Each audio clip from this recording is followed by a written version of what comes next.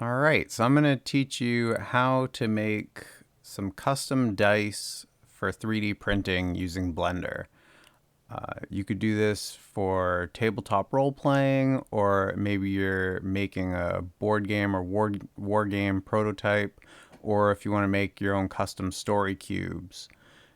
It's fairly simple if you follow all these steps. So, what you're going to need working backwards will be a 3D printer, preferably a resin one.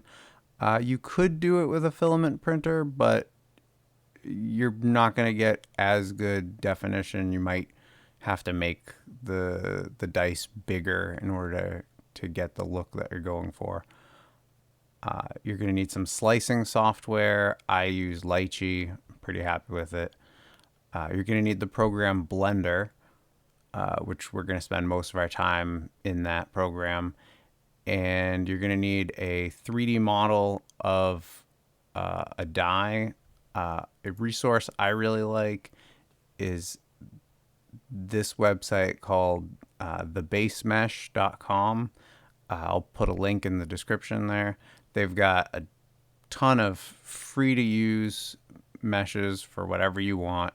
If you go do a search here, we're going to do dice, and we've got, look at that, we've got D12, D20, two different types of D6, and we have a D8. That's great. I think we're going to go with a D12 for this example. So I'll just download that. And you're also going to need a vector image. You could use a program like Inkscape to create one of your own. I'm going to show you a great resource for getting vector images. It's called it's gameicons.net. It's like game-icons.net. They have a ton. You can see 4,131 free icons for your games, or you can use it really for whatever you want. They're all released under the Creative Commons by 3.0. So if you can use them for whatever you want, you just have to make the proper attribution. So say, I got these from so-and-so, which is great. When you download them, they usually have the license in there. Also, what's nice about this website is that you have the option here of just downloading absolutely all of them in one go, just one big zip file.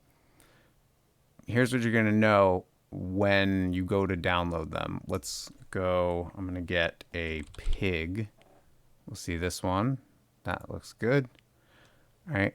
What you're going to want is in the settings here, you have foreground. Just make sure the color is just choose any color. That one doesn't really matter. What the most important thing is the background. Set that to none so that all you're getting is the image. Nothing in the background. There's no white or black background getting in the way. Just this. So then you're going to download the scalable vector graphic, SVG. So once you're in Blender, you're going to start by importing the model of the die that we had just downloaded from the base mesh. They come in OBJ as well as FBX. Either one's fine. I'm going to do the OBJ one. So go import and then go down to wavefront.obj. All right, so it's there, but it's really small. Let's just press the period on the numpad. That'll zoom right into it. All right, there it is. Looks great, ready to be customized. Hey, this is Robert from the future after I realized I had made a huge mistake and forgot to tell you guys to do something. So if you look at our D12 that we got from the base mesh, it looks really good. And the reason is because it's meant to look good in Blender. This is not what this 3D file actually is, though. So if you right click it and go shade flat, you're going to see what the actual geometry of this thing is. And it's very blocky around the edges. We don't really like that. It's just the program itself is using a shading to make it look more like the edges are smooth. For 3D printing, we need the edges to actually be smooth. I really like the base mesh as a resource. I think getting stuff from them is perfectly fine if you make the proper alterations. If you don't want to, you can probably find STLs on Thingiverse where you don't have to do this next step. But I'm going to show you what you need to do in order to make this actually work. So in object mode, go to shade, right click, do shade flat to see what it actually is. Then in your modifiers, go to a subdivision surface modifier. That's going to subdivide all these faces, make it smoother. It's at 1 right now. I'm going to bring it up to 3. I think that's going to be plenty smooth. And see now, you can see a little bit of the faces, a little bit of ridges there, but I think in the scale that we're going to print this at, it's not going to be a problem. And what you're seeing now is a representation of what actually the geometry is. It's not a trick from shading. So this is what the model actually will be. So you need to do that before you do any other steps. I didn't, so I have to backtrack and fix everything. But now back to the regular tutorial. We now need to import our vector graphics. So go to File, Import, and make sure to do scalable vector graphics.svg, not SVG as grease pencil. You want it to be imported as an SVG, not converted to a grease pencil object. I've got my pig right here. Okay, so next thing to do is going to be to select this pig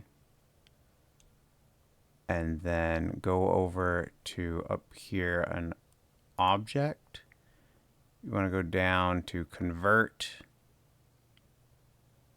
It is now a curve. We want to convert it into a mesh. So do mesh, and in order to see, to make sure that it worked, you'll see over here in the outliner, it's turned here into that standard kind of triangle for meshes. So now I got to go do that for the other 11 shapes for the rest of the sides of the 12-sided die. So I have the rest of my shapes imported and then converted from vectors into meshes. I had them already on my computer. I had downloaded them in black. White's probably a little bit easier to see, but black's fine. And the color, it really doesn't matter. There's the real important thing is that there's no background. So we have all of our shapes here. They're all roughly about the same size, but our die is way too small for this. So in order to get the appropriate size and to kind of keep things easy, I'm in top view of orthographic view, so you can see all these shapes easier. What we're going to do is we're going to select our die here, go over into edit mode. Okay, and then we're just going to select, it's really this top face. It's two, I say top face, and as far as Blender terms go, these are faces, but we'll select these two faces, and then we'll just Shift D to duplicate them, move them over to here, zoom on out, and then move those two faces. We'll move it off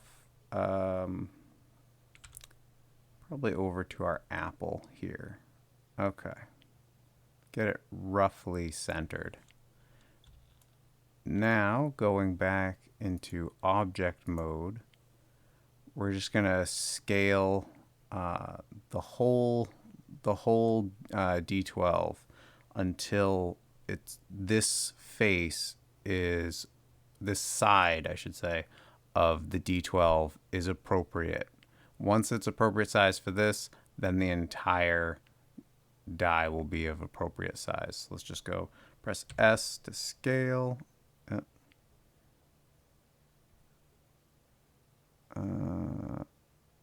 Getting a bit of a problem here. Okay, that's fine. We're just gonna have to go to edit mode, grab these two guys. We'll just bring them a whole lot closer to the rest of the die so we don't lose track of them. Okay, go back to object mode, start scaling up again. I'm gonna, from time to time, gonna have to move things around to make them more easily managed, but I think that seems good. Let's go into edit mode. Gonna get these. It's probably a little big, so we're gonna have to fine tune this a bit. Go back to object mode, scale it down. Okay, I think that's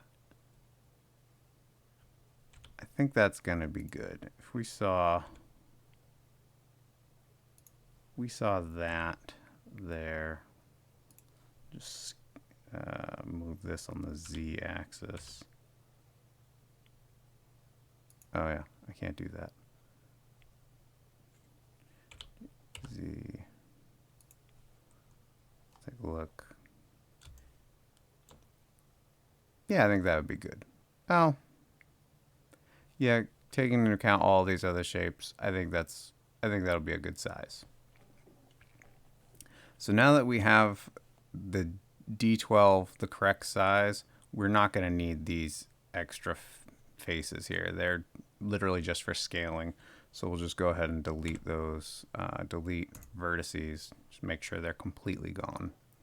Now we have to determine how big of an indent into this shape we want each of these shapes to create. So in order to do that, we need to extrude the faces of each of these shapes twice as much as we want it indented into here. I'll get to that why in a little bit later. But let's start with, say, our caret. So let's go to object mode, select the caret here. I'm gonna completely lose it for a second there.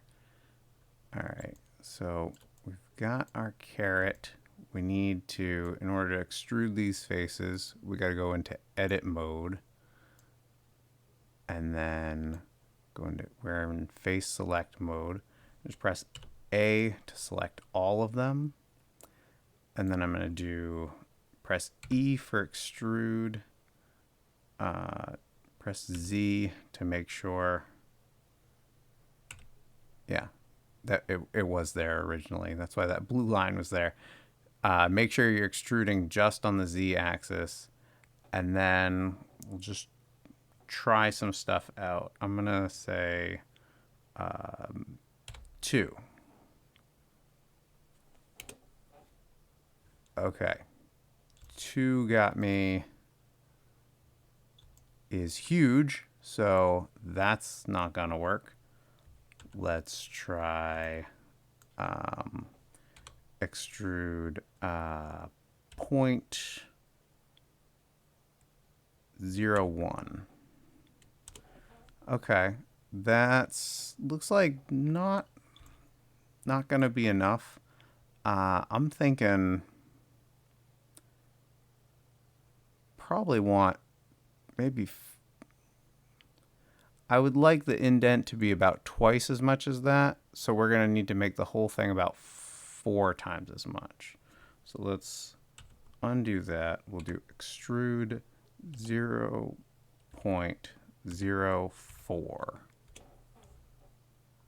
Okay. I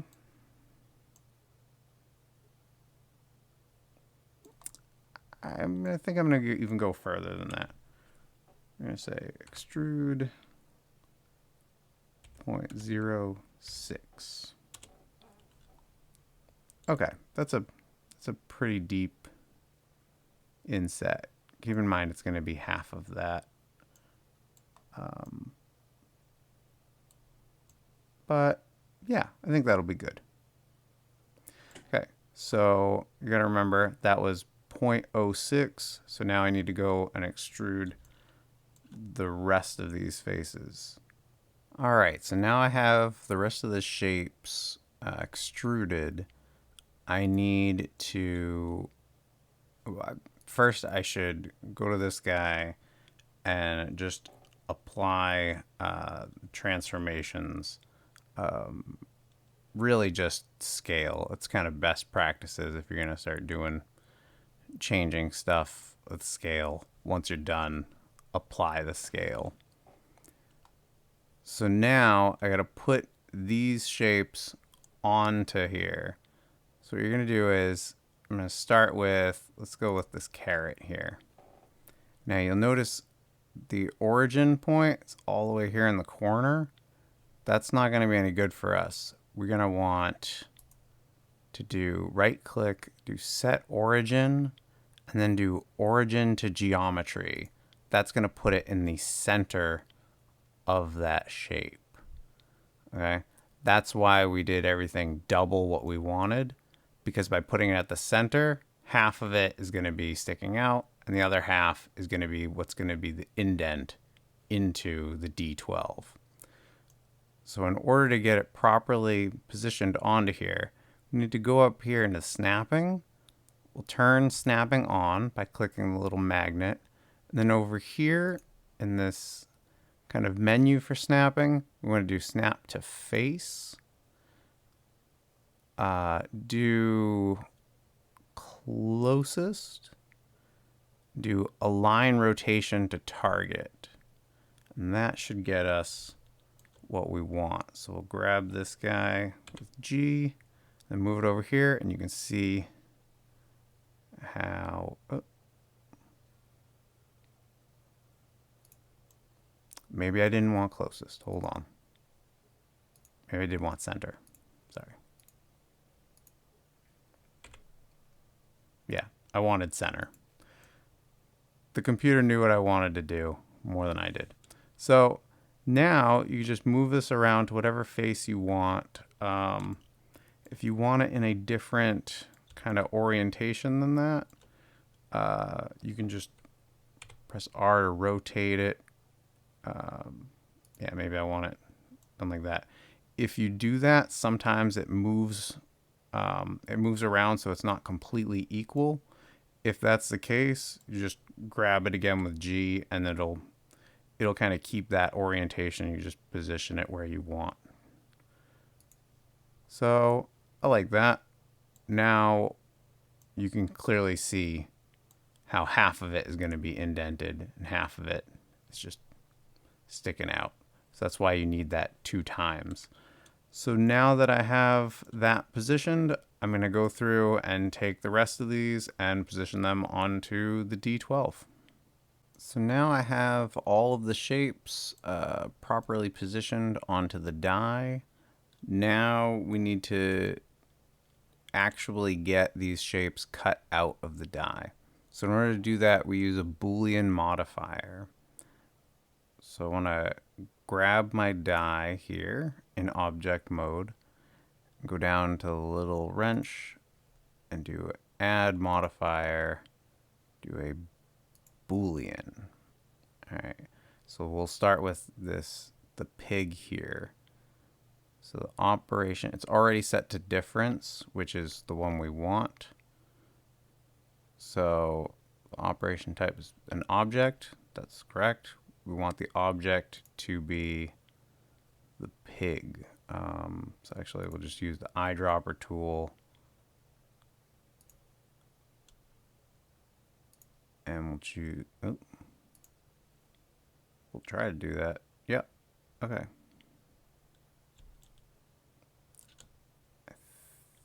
So, that should have worked. Let's see if it did. So the way to test it is to go over to the outliner here and then change the visibility here. Yeah, and you change the visibility and you can see, oh, hold on, I zoomed in a little bit too much. You can see that that pig is now taken out of the die. Cool. So now I just got to go through and do that with the rest of them. And it will work right every single time.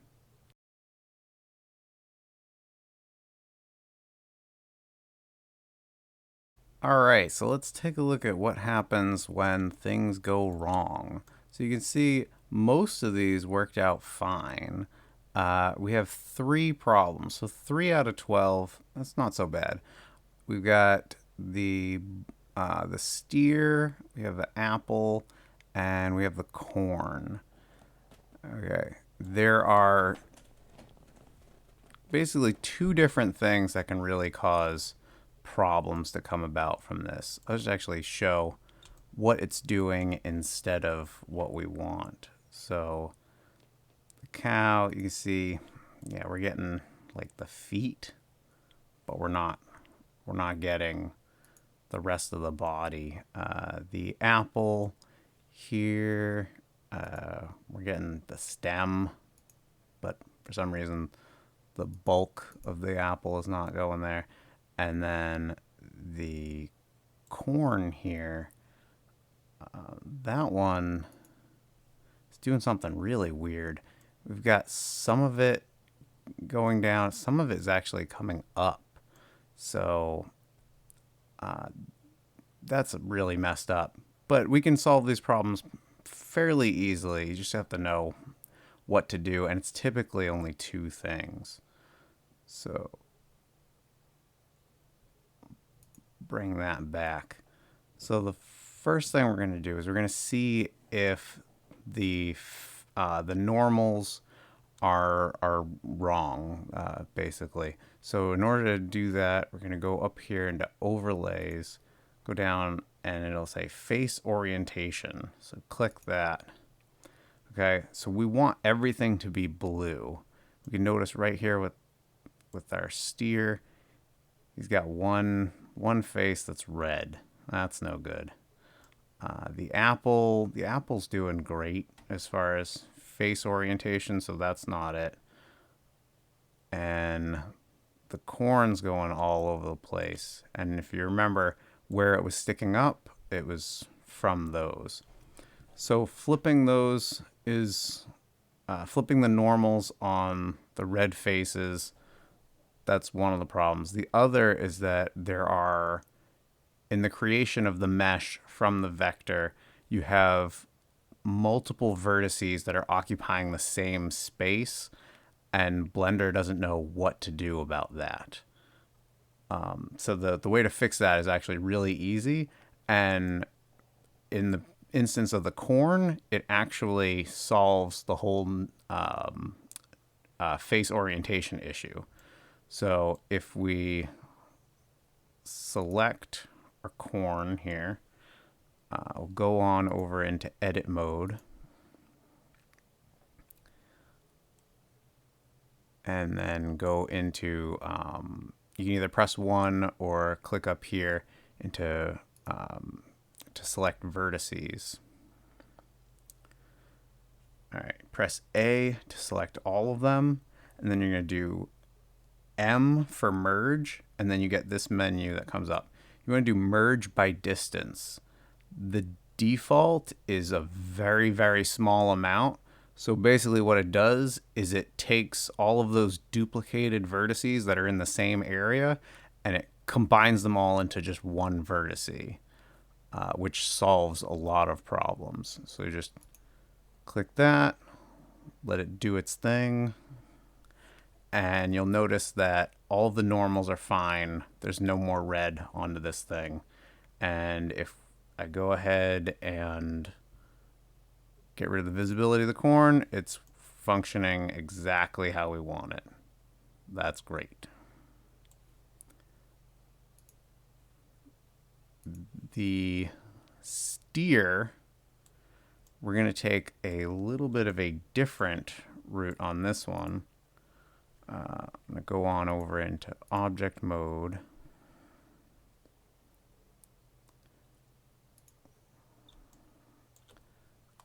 Considering, so once I've got the steer, I'll go into edit mode for it. Considering that it's just one face, I'm going to try just flipping that one face. So I'll go into face selection mode, or I can press 3.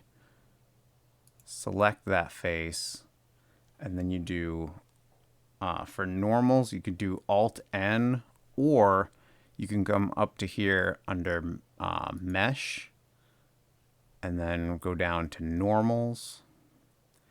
And then these are the ones you're going to want. So we've selected the one that we want, and so we just do flip.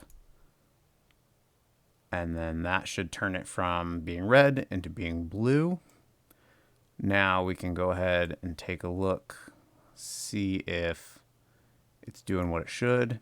It's not. So it's this, probably like the corn before it, has multiple vertices in the same area.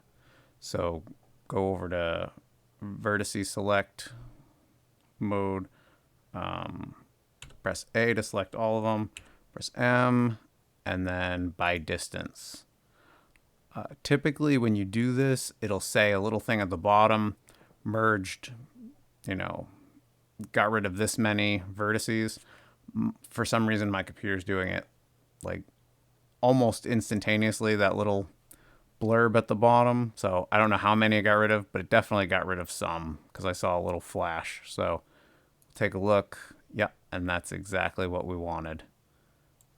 So now let's go to the apple. The apple doesn't have any bad faces as far as the normals are concerned. So we're probably just going to do the thing with the vertices. We'll see how that goes. So I've got the apple selected, edit mode.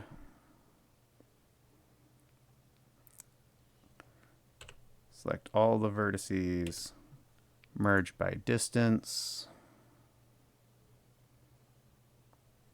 Okay, and take a look. All right, so the apple functioned pretty much as it should, but it's done this really weird thing with, so I've shut off the visibility of the apple, so this red normals is on the die itself, and I think you can actually see there's kind of two of them here. There's this and then this one, and I think the problem with that is that it's so small, these little faces. It's not like a thick piece of geometry like this part is here. So that's going to be a kind of a different route of taking care of that. Once I apply all of the modifiers, I'm going to actually go in and edit this thing out. So I'll apply the modifiers. The way to do that is real simple. Just go into object mode, select the die, and then in your modifiers tab here, each one on this little down arrow, you just do apply, and that will cause it to make these indents permanent. So I'll go through that, and then we'll come back and fix this little apple situation. All right, so now I've got all of my modifiers applied. Because of that, the computer's actually running a little bit faster, which is good. But we still have this problem with the apple. So these faces here that are giving us problems, they're not really useful, I don't think. So I think I'm just gonna get rid of them. So in order to make this a little bit easier to deal with, first I'm gonna go into edit mode. Yeah, there we go. All right, I'll leave the face orientation on so we can just see it. But really, I think just by deleting this one particular edge, maybe not even that edge, maybe just this one vertice, we'll get the same kind of results for the shape, but we won't have this whole thing mucking it up. So just selecting that vertice, press X, delete vertice.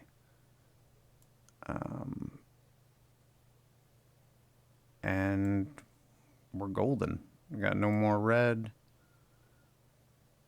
That's good.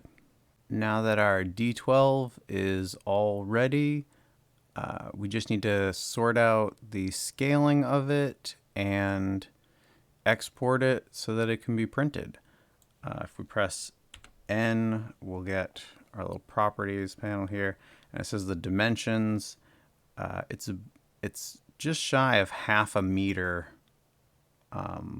in all of its directions. So we're looking at it currently being about 18 inches. So that's huge. I don't have a 3D printer that could do that, nor would I want to have a die that big. So kind of keeping to metric, we're probably going to want to put this thing at roughly 25, 30 millimeters.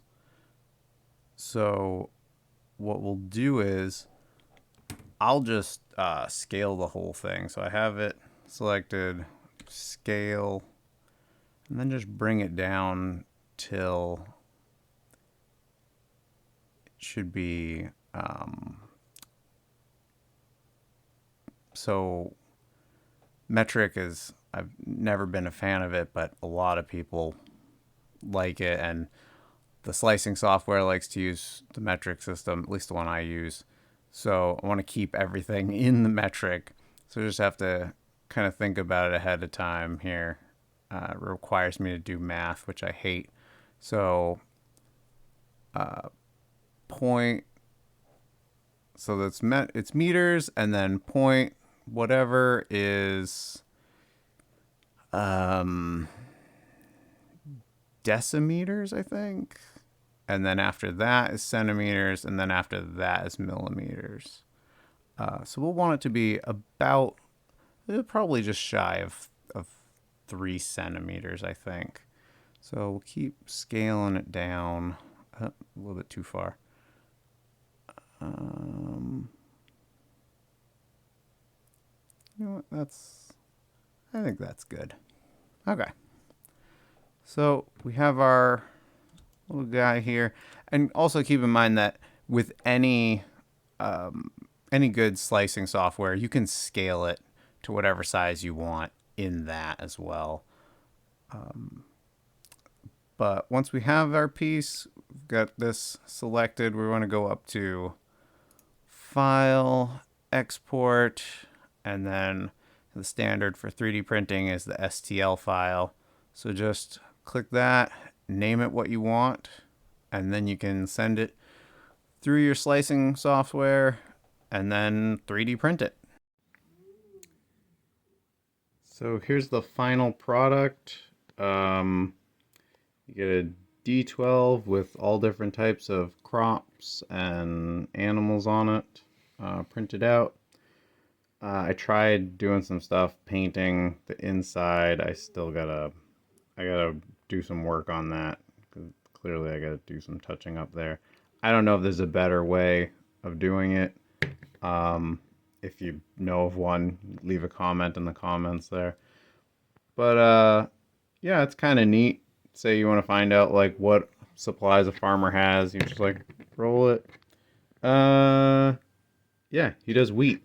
You know, he's a wheat farmer. Huh. It's completely useless because even if you did need to know that information, you could just as easily roll a regular D12 and be like, oh, it's 12. Okay.